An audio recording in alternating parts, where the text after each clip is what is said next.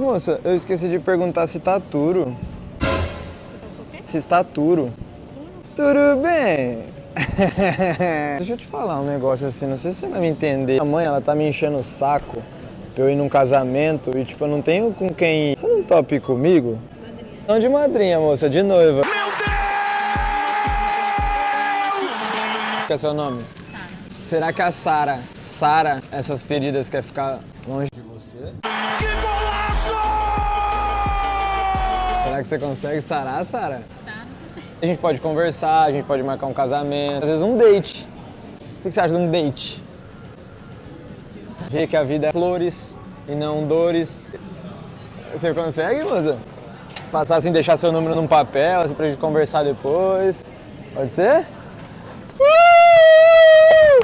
Tem como dividir? Não, a sua vida comigo.